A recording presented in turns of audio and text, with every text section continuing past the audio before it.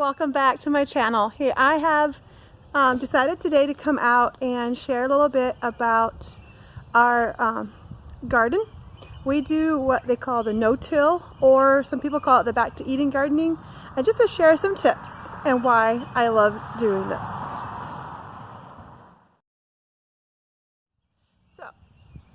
So about this gardening, I enjoy the no-till garden.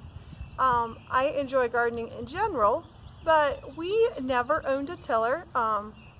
When we first got married, I actually gardened with my mom for a number of years, and then when we bought our own place, we would borrow a tiller in the spring, till the garden, and then we would buy the compost mulch from a farmer and mulch the garden. And then the next year we would do it all over again, till everything back in, start all over.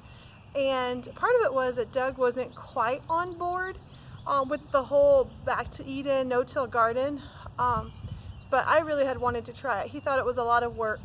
But anyway, so when we bought this place in 2017, I said either I would rather have a tiller and just do it that way, or do the whole back to Eden gardening the right way. So that's what we did. So when we moved here the first year, which was the spring, which is not the best time of year to start. Your best time to start is actually in the fall, but since we moved, we just did it right away. We put about 3 layers of newspaper down, and I actually went, you can go to your local newspaper outlet, wherever that is, and ask for remnant rolls, and they'll give you the end of the rolls. I don't remember how much it cost. It wasn't just a whole lot. And I would buy those, and then we would roll that out in layers of 3. You can use cardboard, but it does not break down as easy as newspaper does. So we did that, and then we put a layer of mulch down. I just had gotten a generic mulch from a gardening center, which is not the best thing to do, because I just want to say, because it did not have the fertilizer in it that if you use like a compost or a farm mulch that would have manure and stuff in it that has all the nutrients in that you need. So anyway, we did it, and I'll explain that later. But so we did the mulch, and then we did about 3 inches. That was about 2 inches of that, and then 3 inches of wood chips on top, which is what you see here in our garden. The first year was, I would have said, an epic failure in a sense, because like I said, the mulch did not have the nutrients that it needed. So what I ended up doing is I bought a foliar feed. The brand I got was Monty's. It's what I had used, and I started foliar feeding every 10 to 14 days, and that really boosted my plants. The second year I foliar fed a little bit, a couple times, but the plants took off really well. And by last year, my 3rd year, I didn't have to do any foliar feeding. I did my peppers and my tomatoes, which I normally do, like a vegetable granule fertilizer that I put out for that. But anyway, so that's how you do it. You do the 2 to 3 inches of mulch or compost, and then about 3 inches of wood chips. Some people do more, just depends on what you want. That is how you start your garden. So nice to come out here and see the early things in my garden growing. Right here, my red potatoes have just literally popped over the weekend. And of course, look at these huge weed. Another benefit of this back to Eden gardening, this is one of those huge, I don't know, I call them like carrot weeds, because they usually have this long carrot looking thing. It did not take much, and I pulled it right out of the ground, almost the complete root system there. And here I have my row of peas. Yeah, it's crooked, I see that. I didn't use my rope because I was in a hurry to get this early stuff out. But what I do with my peas, I put in 2 rows right next to each other, and then I put up a fence. And it is time to do that because you're starting to see these little curls on them. I need to get my fence in, and it'll grow on both sides of the fence. It's time to come out here and do more weeding the way this looks. Anyway, so that needs to be done, and it's time. The peas are big enough that it's time to also push back the mulch, the wood chips over them now. Here I have my peppermint and my balsam, or the regular mint tea. I was kind of concerned this didn't start growing right away this spring because we had mulched it later this year, but it is popping nicely. And over here we have lettuce is not doing so good. I don't know, it's just not growing very fast. And then I have my onions coming out so nicely. It's exciting. Hopefully within another week or two I can have some fresh onions for salad. So this whole gardening thing, the reason I love it too is, you know, it gets you out in the great outdoors, working in the sun, and having children teaches them good work ethic, and I think that is really good for them. I grew up with my mom gardening. I didn't always like the hard work, but you know, the benefit of having fresh growing vegetables and fruits is so good for our immune system. Like I said, it's healthier, it's cheaper if you garden your own. Canning takes time, but you know what? It gives our children all kinds of good work to do in the summertime. And of course in the wintertime, it's so nice having those jars full, the shelves full. So I love it. I know not everybody does, but I just want to be helpful here. I know you might think it's kind of late. Most of you probably have your gardens planted already, but I want to say that when you do this no-till, back to Eden type gardening, actually the best time to start is in the fall. So that's why I wanted to start now, give you an idea how I start my spring, and then maybe in another month or two I can share with the journey of watching the plants grow. Hoping that it would inspire you if you want to do it, because a number of people had asked me how I do it and why I like it so much. So that's why I was making this video, to give those tips and encouragements. First, the benefits you have that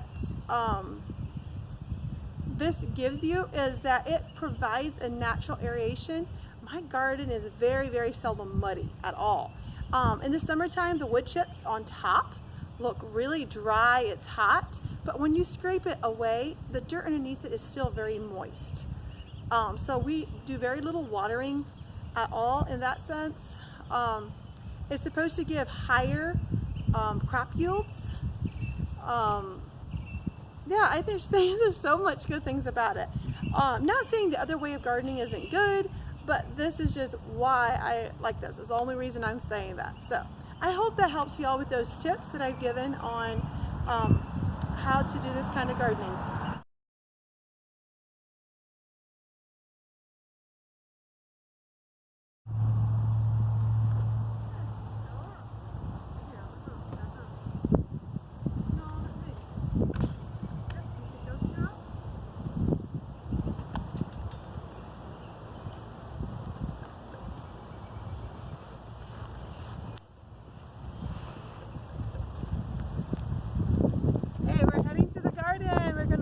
Do some more planting today. We have potatoes and popcorn and some peppers. Yummy. So we're excited this warm weather and to be planting again.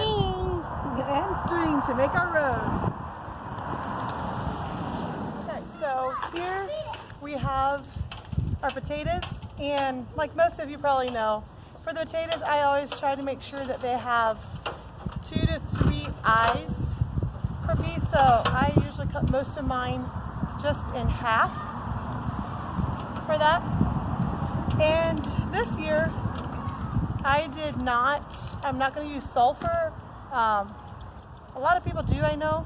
They use sulfur and mix the powder in with the potatoes when they plant them. But that is more to keep them from rotting. And because we do use a no-till garden, and we have mulch and we have wood chips, the ground is very aerated, so it's not very often that my garden is muddy. So because of that, I'm going to try it this year and we'll see how it works. I did buy some organic that you can put on for beetles then once you get a little bit of foliage going. So we'll wait and see how that goes. So how I plant my potatoes is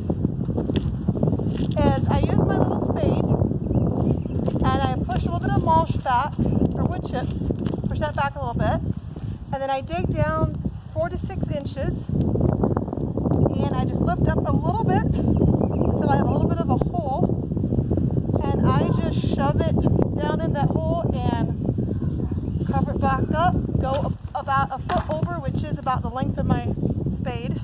I use that as a guide, and once again I just move my bark back, dig a hole into the mulch, and shove a potato in the hole. Like I said, about 4 to 6 inches down there, and cover it up. So that's how I do that. So here I'm going to make some rows for, actually I think all we have left is popcorn to do. So just to give you a little bit idea how we do it, I take a rake.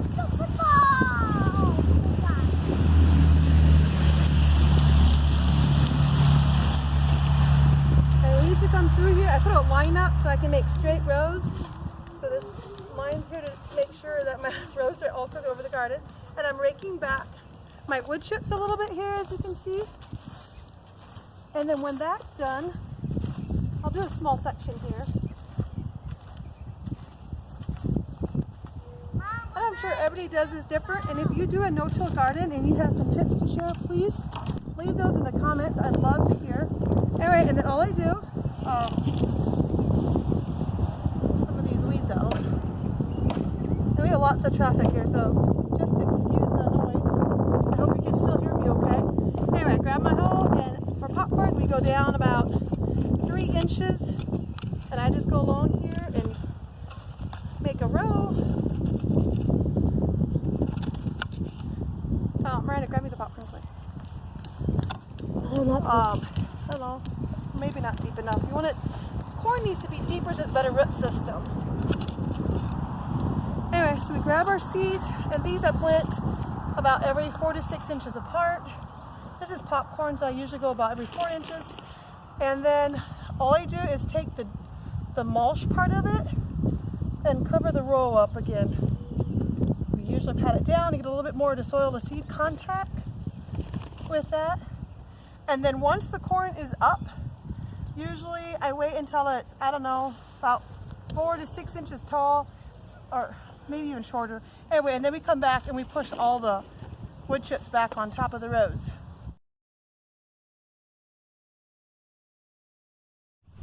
Another thing that I have tried doing, I don't know if y'all have heard of companion gardening. This is actually my 2nd year. I've been studying into that a little bit and learning more of why plants do better together than some versus others. And I'm still learning a lot. And I was going to print off a paper and just read some of the highlights of that, but I didn't. You can go online, just Google companion gardening, and that'll give you a lot of helpful tips. You can actually print off the charts, and they'll tell you what plants do well together and what don't. Last year, one thing I had tried was doing my beans next to my corn, because corn will give shade to the beans. And I kind of messed up a little bit on some of that. Last year my beans were on the east side of my corn, and this year I put it on the west side. So it's going to get more of the afternoon sun than last time they got morning sun.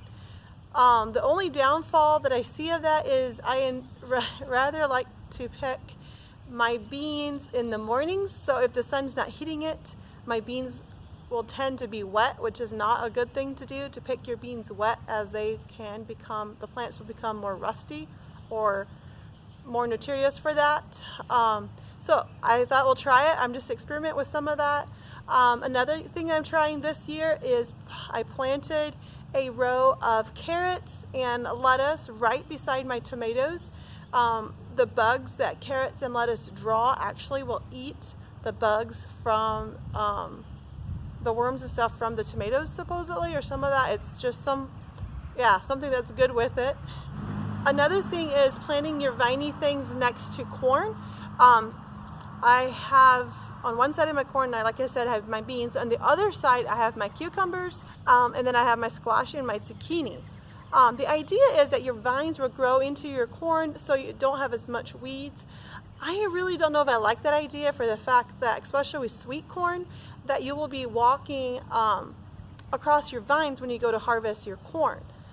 But what I wanted to do, and I made a mistake in how I laid out my garden. I had it all plotted out and I forgot to do it, was I plant popcorn. So what I had wanted to do was plant my watermelon and my cantaloupe right beside my popcorn so the vines can grow into it, because the melons will be harvested before your popcorn, because popcorn is the end of the season. I don't harvest that usually until like October. Those are just a few things I've been trying this year. Of course, you can always, there's a lot of herbs like basil and parsley, thyme and rosemary, and a lot of those that are good to go with some of your plants. I was hoping to try some of that this year, but I haven't, and who knows, I might still go buy some of my, buy some herbs like that and just plant it right next to some of my other vegetables and just see how that really helps, how good it would be for it. I really don't know. So like I said, I'm just trying. So I just want to say thank you for watching. If you do the no-till garden, or if you do the companion type gardening, please comment, share the things that you have learned. I'm just, like I said, I'm learning, I'm studying into this stuff, and I want to know tips. I want to know what I can do better, and I just want to hear your accomplishments. So thank you for watching. I hope you enjoy it, and like I said, hopefully I'll be giving an update in another month or two and see how my garden is growing.